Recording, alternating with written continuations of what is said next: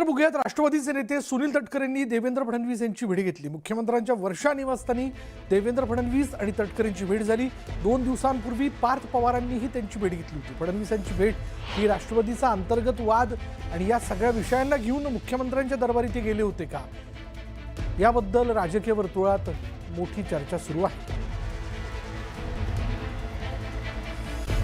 तालुक्यातील दुर्गम आदिवासी भागातील कोपरे गावात भीषण पाणी टंचाई निर्माण झाली आहे। गावातील 9 खडकातील टाक्यांपैकी केवळ एका टाकीतच पाणी शिल्लक असून त्यावर संपूर्ण गाव अवलंबून आहे। पिण्याच्या पाण्यासाठी शासनाकडून टँकर पुरवठा सुरू असला तरी 5 गावांसाठी एकच टँकर असल्यानं कोपरे गावाला 8 दिवसातून एकदाच पाणी मिळतंय। परिणामी ग्रामस्थांना खडकातील गढूळ पाणी वापरण्याची वेळ आली असून काही नागरिक आजारी पडल्याचं देखील समोर आलंय। देश स्वतंत्र झाल्यापासून 50 ते 55 इलेक्शन म्हणजे निवडणुका झाल्या असतील।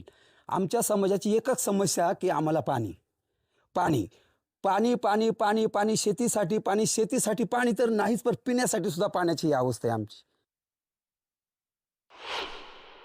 हे गढूळ पाणी वापरून आणि वेळ आली तर टँकर नाही, समजा वेळेत आला तर